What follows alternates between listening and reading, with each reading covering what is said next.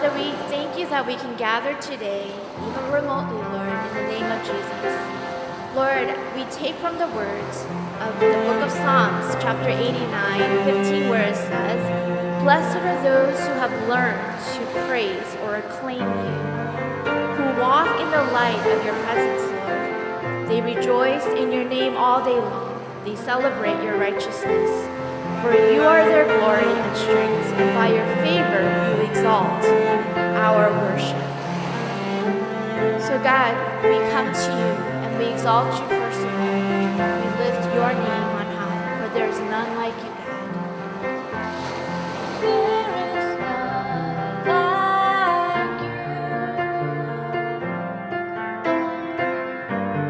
No one else can touch my heart like you do. I could search for all eternity long and find there is none like you.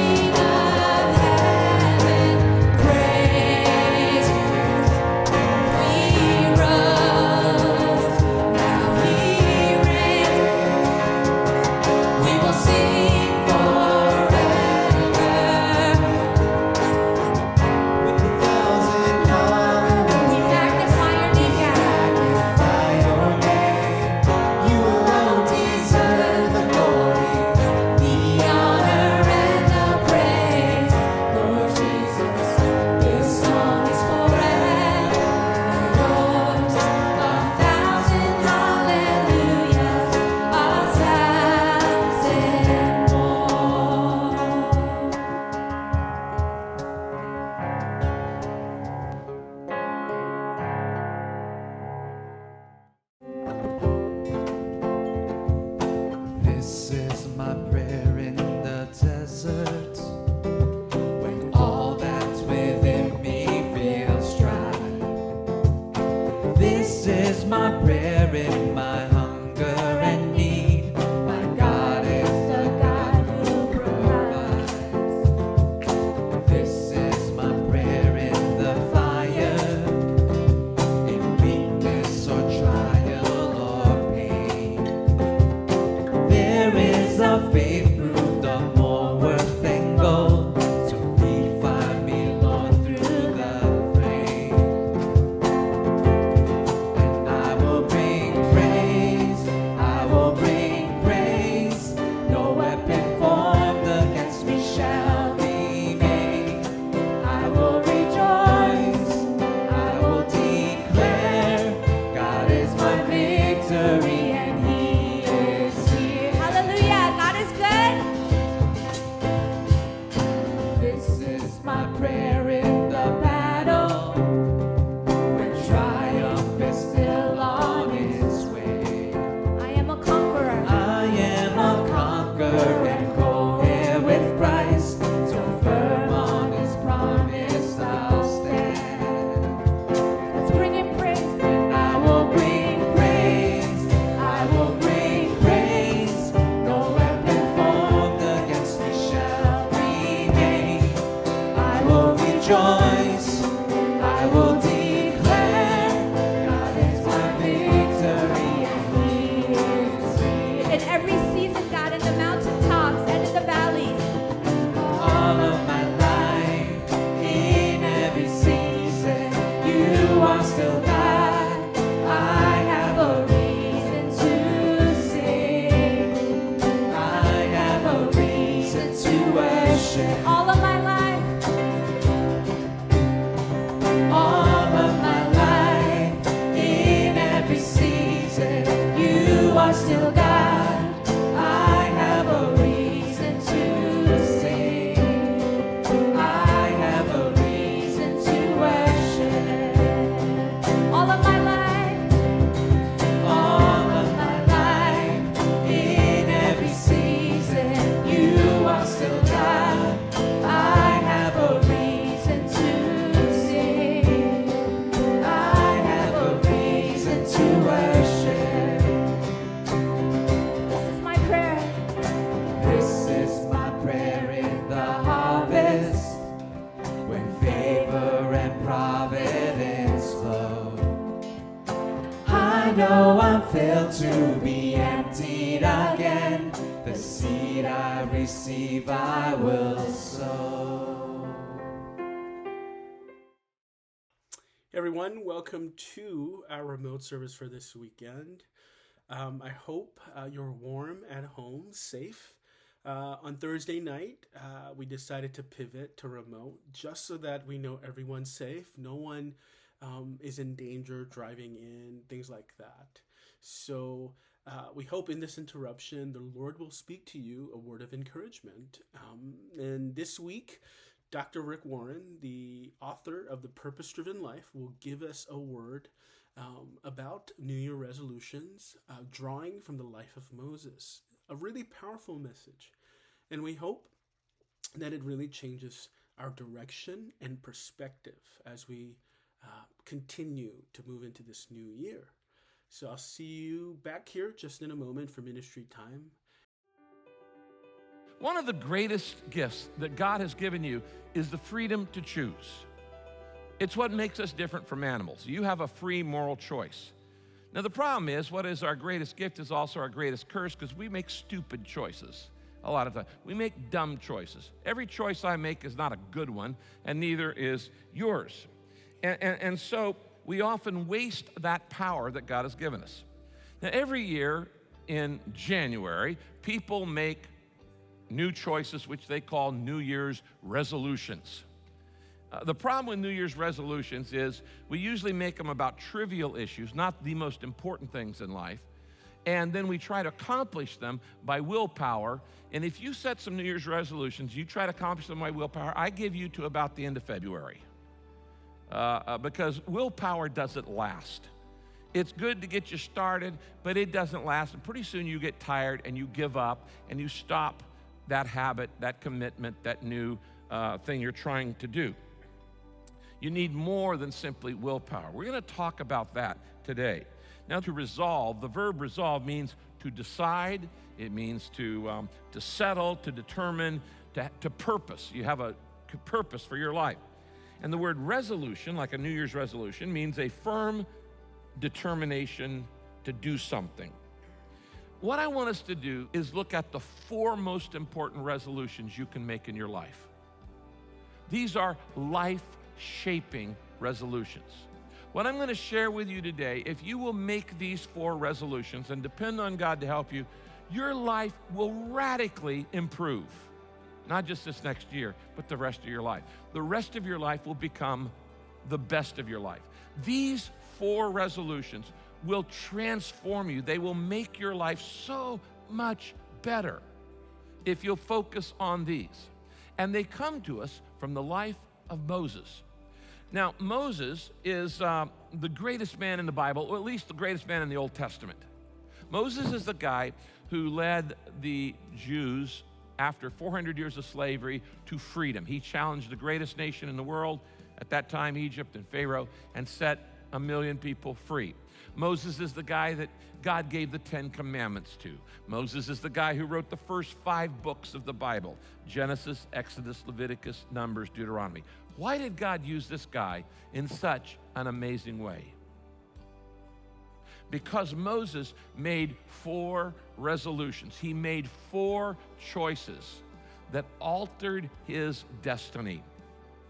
You see, these are the things that change your life. What happens to you in life is not nearly as important as the choices you make. We make our choices, and then our choices make us. Your character is the sum total of your choices. So while you don't control all the circumstances in your life, you do control your choices. And these are far more important than circumstances. Now, in Hebrews chapter 11, we have about 5 verses on the life of Moses that explains the choices he made. The first verse is about the choices parents made when he was a baby.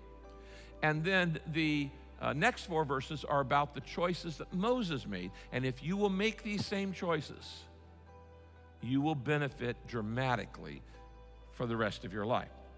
Now, you know the story of Moses. Pharaoh had decided that the Jews were getting too large in number, in population, in Egypt. So he made a decree that all the baby boys were to be murdered. Moses' parents decided, we're not going to do that. We believe this is a special child. We believe God has a plan and purpose for his life. And so rather than murdering their baby boy, they made a basket, put him in the Nile River as a baby, and shoved him out in the Nile nearby where Pharaoh's daughter was bathing. Pharaoh's daughter sees the baby in the basket, falls in love with this little baby, decides to take him home and adopt him as her son. So now this baby slave becomes the grandson of Pharaoh, but nobody knows except Pharaoh's daughter that he's actually a Jewish kid. Now the Bible says this: by faith, Moses' parents hid him for 3 months after he was born, because they saw he was no ordinary child. And they were not afraid of the king's edict. That's Pharaoh's command to kill all the baby boys. By faith, Moses, when he had grown up, refused to be known as the son of Pharaoh's daughter. He chose instead to be mistreated along with the people of God, that's the slaves, rather than to enjoy the pleasures of sin for a short time. He regarded disgrace, in other words, being a slave, for the sake of Christ as of greater value than all the treasures of Egypt, because he was looking ahead to his reward in heaven. By faith, he left Egypt, leading the Jews out to freedom, not fearing the king's anger, Pharaoh's anger. He persevered because he saw him who is invisible. Now, in this passage, there are 4 verbs. It says, Moses, by faith, Moses refused, Moses chose, Moses regarded, and Moses persevered. When you understand the meaning of these 4 verbs and their implication for your life today, thousands of years later, it'll change your life. Now let's look at these 4 life-shaping choices. Resolutions that will flat out improve your life more than anything else if you'll do what Moses did. Here's the first resolution. Number 1, I refuse to be defined by others. God did not make you to be what somebody else wants you to be.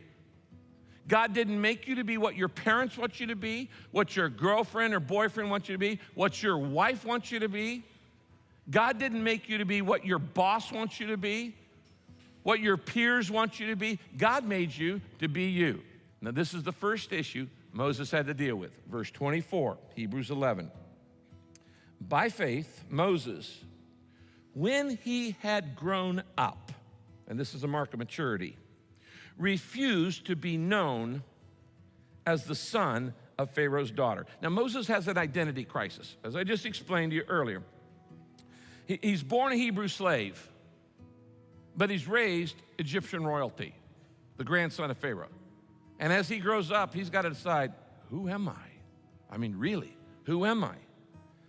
It's going to affect the rest of his life. He's got 2 choices. One, he can pretend to be Pharaoh's grandson for the rest of his life. And he can live a life of luxury. He'll have fame.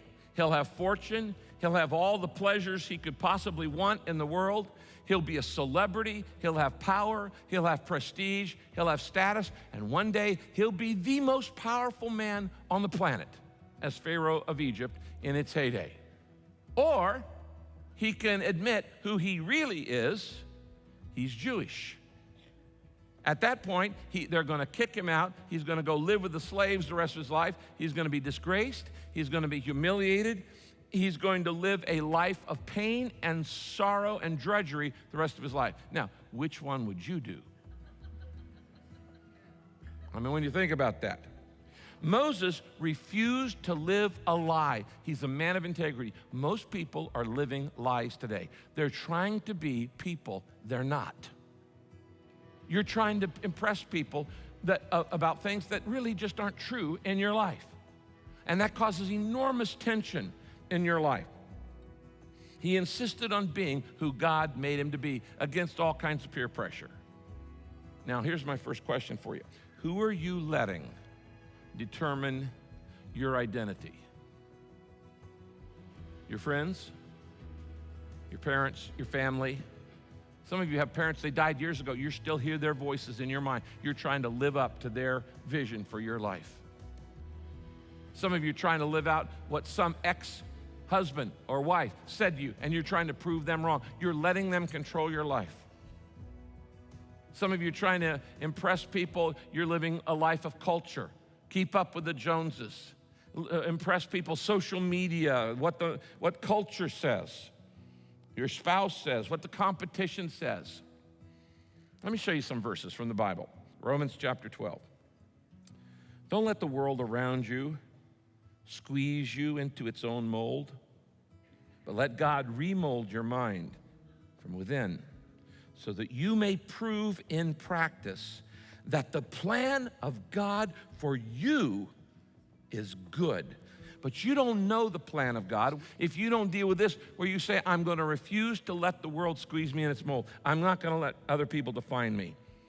And the Bible says in Exodus 23:2, don't follow the crowd in doing wrong. In other words, don't let peer pressure push you into things you don't want to do, because they don't really like you anyway. Those people you're trying to impress, they don't really care about you anyway. The Bible says this, our purpose is to please God, not people. He is the one who examines the motives of our hearts. And Jesus said this about his disciples, John 17, they are no more defined by the world than I am defined by the world. Can you say that about you? No, you can't, because you've been defined by the people in your life. You see, this is so important that we can't deal with anything else till you deal with this one. Because when you know who you are, it sets you free from the fear of disapproval.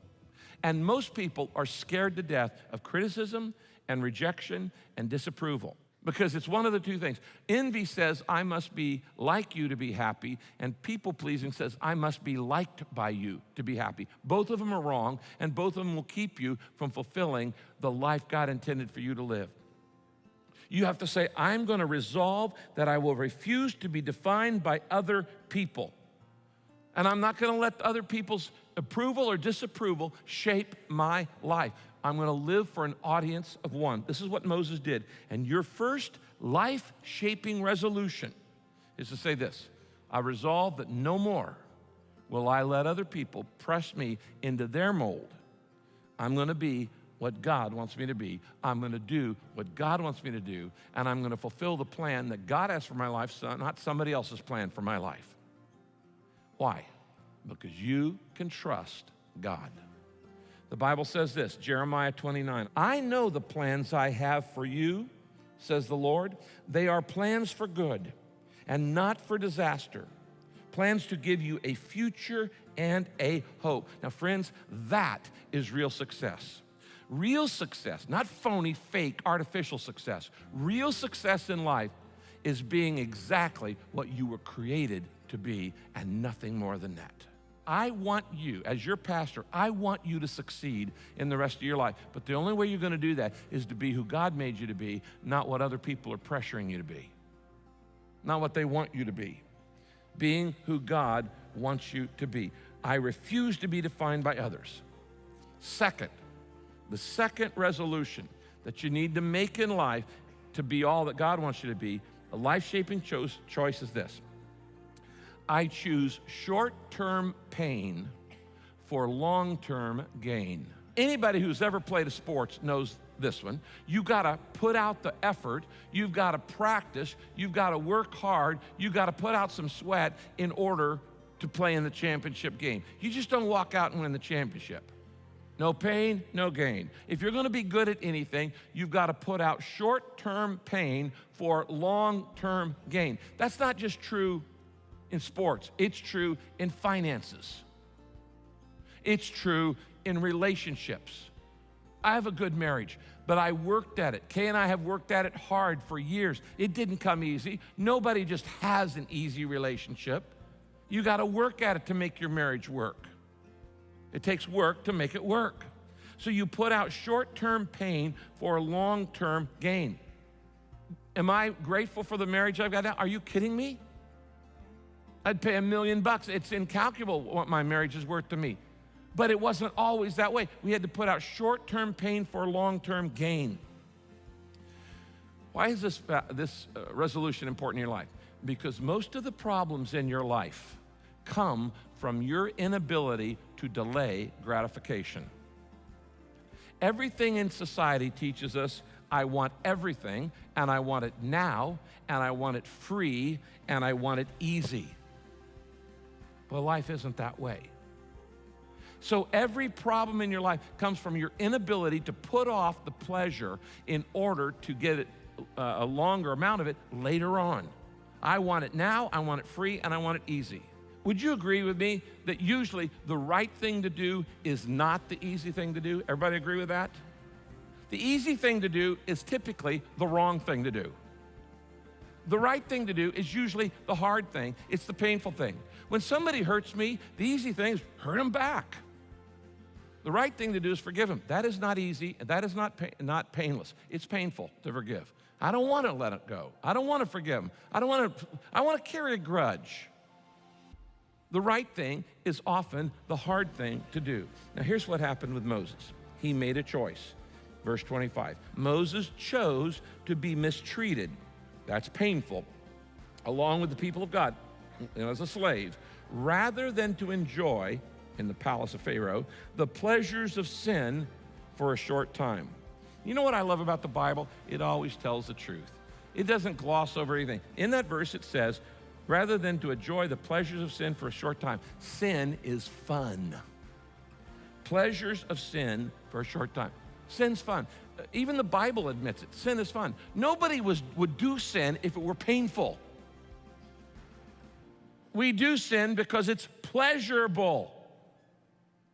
It's pleasurable to break the law. It's pleasurable to eat too much. It's pleasurable to do all kinds of things that are not good for you. And even the Bible says that, but it says pleasure in sin for a season. It's short term. You can go out and have your kicks. God's not going to stop you, but you will have the kickbacks. You can go out and do whatever you want to, but then there are consequences. You see, you are free. God has given you free choice to make any choice you want, but you are not free from the consequences of those choices. And the moment you make that choice, you are no longer free, so you better make good choices, because you can't choose choice and not choose the consequence. He says, he chose to be mistreated, do the short-term pain for the long-term gain of doing the right thing. That's interesting. In verse 23, God chooses Moses. When he's a baby, he said, that's the guy I'm going to use. In verse 24, Moses had to choose God. God has chosen you. Have you chosen him? In verse 24, we see Moses refusing, and in verse 25, we see Moses choosing. The negative is followed by a positive. Before you make some resolutions, you may have to do some dissolutions. Refusing, then choosing. Now, the Christian life is not simply a matter of refusing. Some people think the Christian life is just all a bunch of no's, a bunch of don't do things. You know, if the Christian life was a matter of a bunch of things you didn't do, then anybody who's dead would qualify as a Christian, because they don't do anything. No. Christianity is not something you say, I refuse this, but I choose this. And the negative is always followed by a positive. It's followed by a positive. And notice in that, did you notice earlier where it says, when he had grown up, he refused and he chose. He did the refusing and choosing when he had grown up. It's a mark of maturity. It's a mark of responsibility. Question, where do you need to start accepting responsibility for your life? Who are you blaming for your unhappiness? You are as happy as you choose to be, because happiness is a choice. And so is being close to God. You're as close to God as you choose to be. If you're not close to God, guess who moved? God didn't move. God wants to be close to you. If you're not close to God right now, it's because you have chosen to not be close to God. You got to make the choice. The fact is, he says, when he had grown up, he refused and he chose. When are you going to grow up spiritually? You cannot live off of somebody else's spiritual commitment. When Moses had grown up, he started accepting responsibility for his own spiritual growth. Have you done that? Have you done that? You see, you can't blame anybody else for the direction of your life. If it sucks, it's because you're letting it suck. Now, let me be real clear. We are products of our past, but we are not prisoners of our past. Yes, your past has influenced you, but it doesn't control you. Other people can hurt you, and they will. I'm sorry. I'm really sorry. Other people can hurt you, they can harm you, and other people can scar you, but nobody can ruin your life except you. They don't have the power to ruin it because you have the power of choice. They can harm you, they can hurt you, they can scar you, but they cannot ruin you unless you allow them to do it. You accept responsibility and say, I'm going to choose short-term pain for long-term gain. There are a couple promises from God about pain. First thing God says is, even the pain you go through, number one, it's going to help you grow. Romans 5, we can have joy even in our troubles, because we know that these troubles produce patience, and patience produces character, and character produces hope. So I even know when I'm going through the short-term pain, it's producing character in my life. And the second thing I know God promises is he's going to reward me for the pain I go through in heaven. Next verse. Yet these present troubles that we're going through are quite small, and they won't last very long. I mean, even if they lasted my entire life, that's only 90 years compared to trillions of years in heaven. Yet they produce, problems are productive, they produce for us an immeasurably great glory that will last forever. We're going to have eternity to celebrate. Short-term pain for long-term gain. Because God's more interested in your character than your comfort. Why am I going through all these problems? God's more interested in your character than your comfort. And there's long-term gain for the short-term pain. Paul says, so we fix our eyes not on what is seen, but on what is unseen. What is seen is temporary, but what is unseen is eternal. The problems that I'm looking at right now in my life, I can see my problems. Financial problems, relational problems, physical problems, emotional problems, mental problems. I see those problems, but they're not going to last. What's going to last is the character I develop from going through them. What's going to last is my trust in God that I'm going through. What's going to last is the reward I get for putting my faith in Christ when I'm going through the problems. So, what do? The first thing I do is I say, I am going to refuse to let myself be defined by other people. And second, I'm going to choose short-term pain for long-term gain. That's what Moses did. Third thing Moses did. Third life-shaping resolution. I choose God's values, not the world's. I choose God's values for my life, not the world's values. And this is what Moses did, and this is why God used him. Hebrews 11, verse 26, the next verse. Moses regarded, now that word regarded means to evaluate, it means to consider, it means to weigh in the balance. He's making a value judgment. He's clarifying what matters most. Moses regarded disgrace for the sake of Christ. In other words, I'm going to be treated like a slave. He regarded being disgraced for the sake of Christ as of greater value, that's a value judgment, than the treasure of Egypt. He would have inherited all the treasure of Egypt as Pharaoh's grandson because he was, why? Looking ahead to his reward, long-term gain. I'm not going to have short-term gain. I'm going to have long-term gain. Okay? He's making evaluate. He clarifies what matters most. Let me ask you this question. What matters most in your life? What are the top 3, 4, 5 values in your life? Can you name them just like that? Bam, bam, bam, bam, bam. What are the most important values in your life? If you ask me, I would tell you real simply. Integrity, humility, generosity. Because I decided over 30 years ago, that's what I wanted to build my life on. Integrity, humility, generosity. I'm not there, but that's what I want to build my life on. Integrity, humility, generosity. Because they're the antidotes to the 3 traps of leadership. Can you just name the 3 most important values in your life right now? If you can't, you certainly can't live by them. You're not living your values if you can't even name them. So you need to go home, and before you go one more day into this year, you need to sit down and say, what's most important to me? What are the top values in my life? And you need to write them down. Until you clarify them, you can't live by them. Moses chose God's values over the world's values. Now, why is this so important? I'll tell you why. Here's a little secret. If you don't decide what's important in your life, other people are going to decide it for you. And they're going to push you into their mold. And you're going to live their values, not yours. You got to decide what's important to me and then live by those values, not live by other people's values.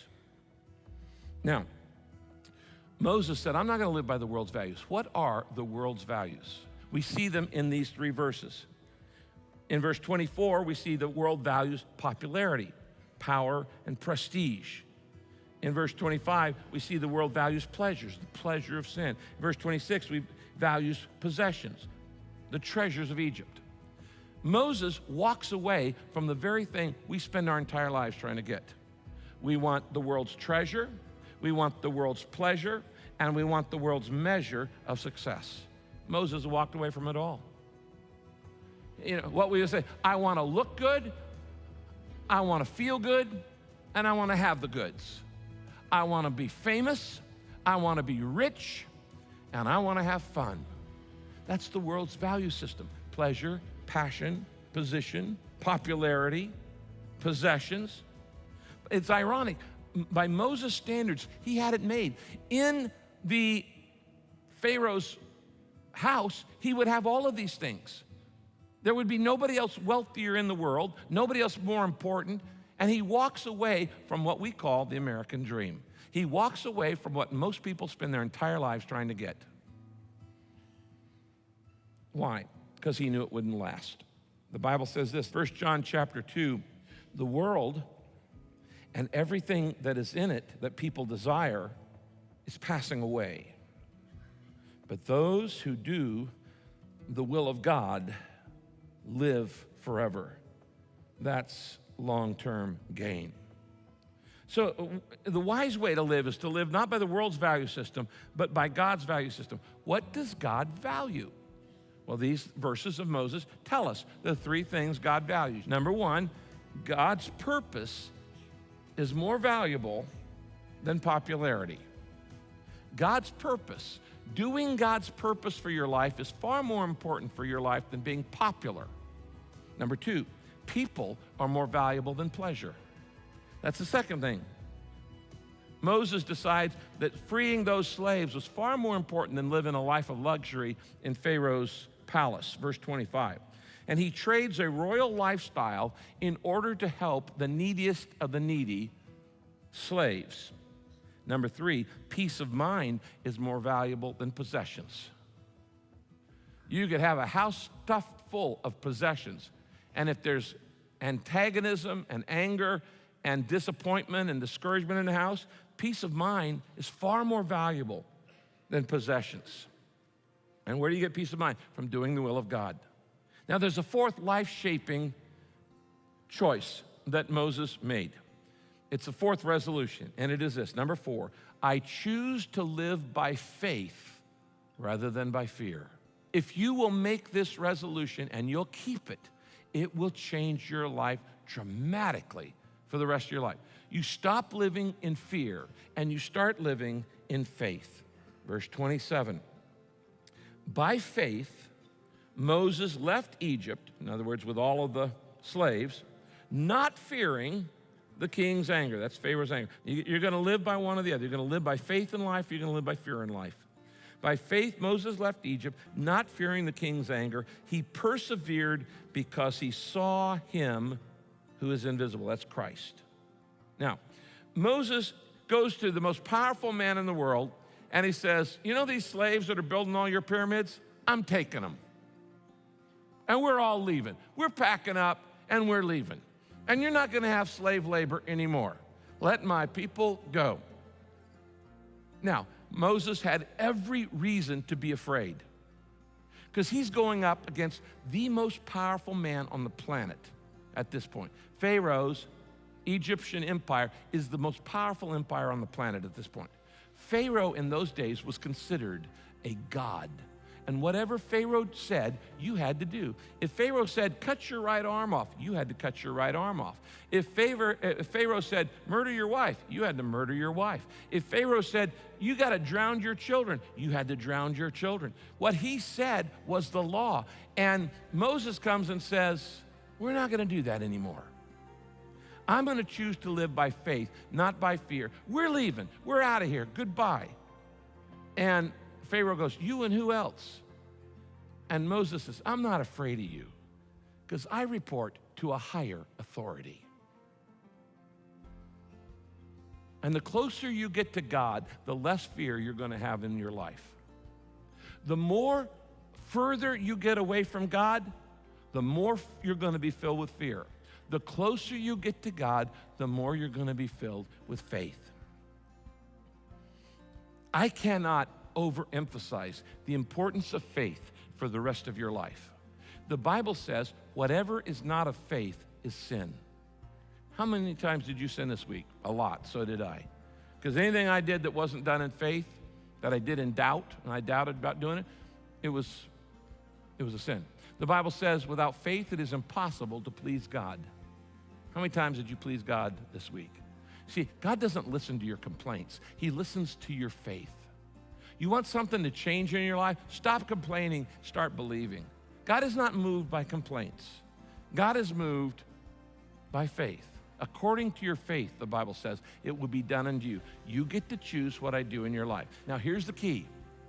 What matters is not the size of your faith, listen, but the size of the God you put it in.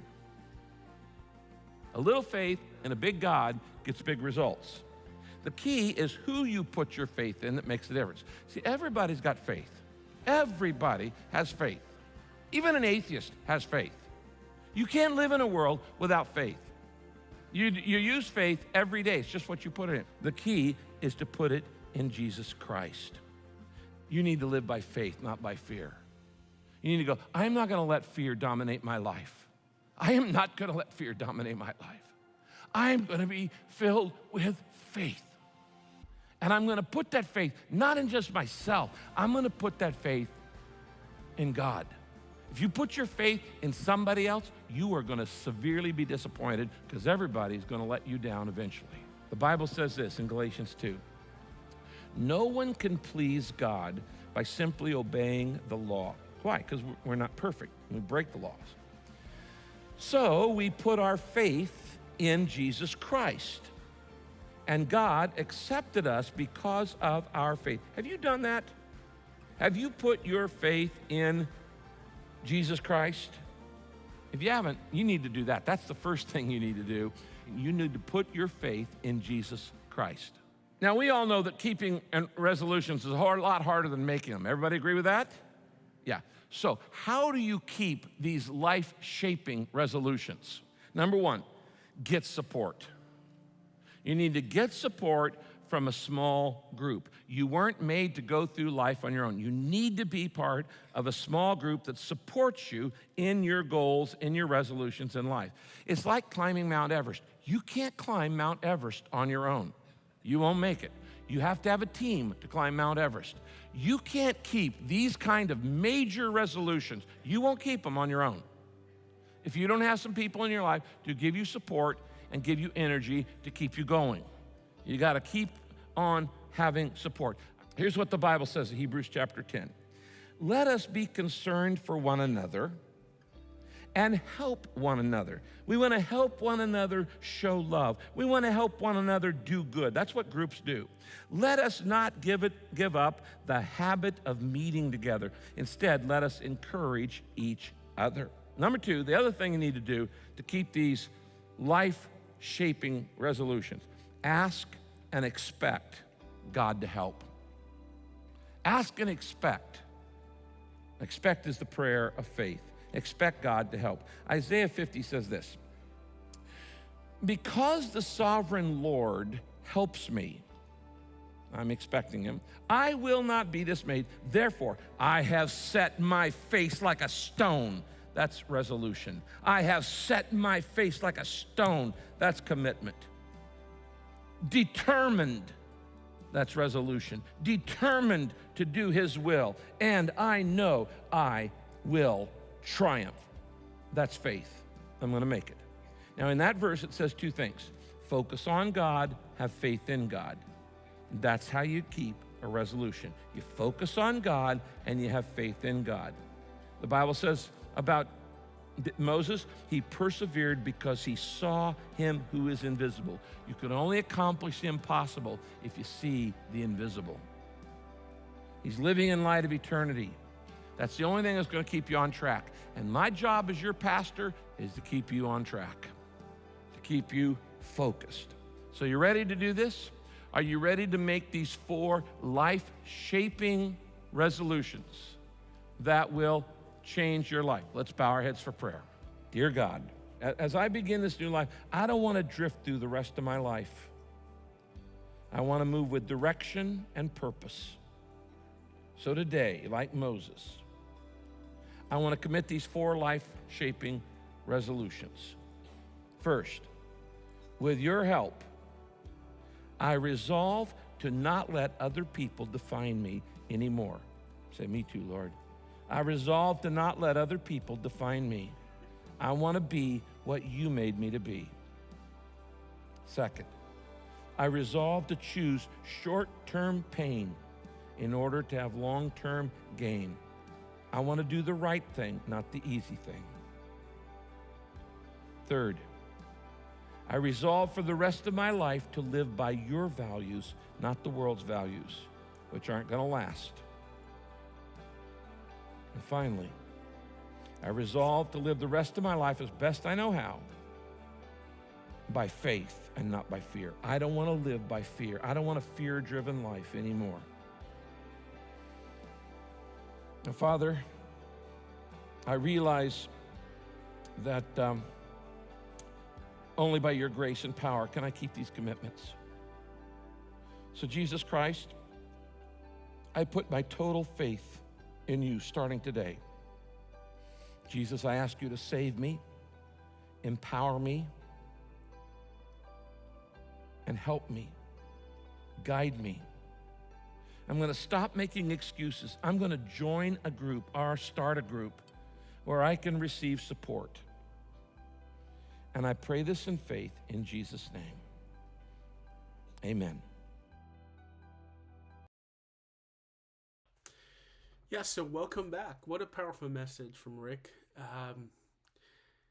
Really, this year and our trajectory and our vision for how far God can take us through the curvature of our lives, through the trials, through the storms, will be decided who we put our trust in. We can take our life out of our hands and remember that we can always give our lives quickly back to Him when things go out of control. So let's remind ourselves during this interruption of the greatness and the beauty of Jesus. And let's worship as we just for a moment pause for those 1 or 2 minutes in ministry time. Just close our eyes as we slip away and remember these words. There is none like you. There is none like you. No one else can touch my heart like you do. I could search for all eternity long and find there is none like you. Your mercy flows like a river wide, and healing comes from your hands. Suffering children are safe in your arms. There is none like you. There is none like you. No one else can touch my heart like you do. I could search for all eternity long and find there is none like you.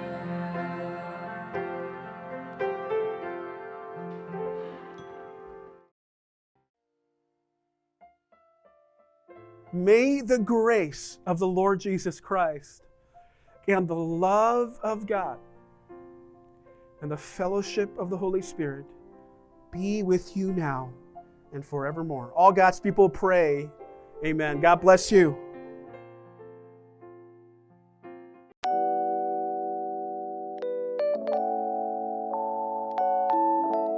Happy Sunday! We're so glad you tuned in today. My name is Haley, and here are today's community news. If you're a member here at 180 Church, we encourage you to keep God at the center of your finances. Admission is free, but mission isn't. You can give conveniently through apps like Venmo, PayPal, or QuickPay. New to faith, exploring and seeking God? Check out a small group to help you in your journey. Small groups are a place to connect with others and go deeper into the message. Different groups meet throughout the week at 7:30 p.m. For more information to get plugged in, check out our website at 180church.tv or scan the QR code. Are you feeling burdened and in need of prayer? Take a minute to pause and pray. If you need a little extra help, you can always send an email to prayer@180church.tv. Thanks so much for tuning in. We look forward to seeing you next week at the theater.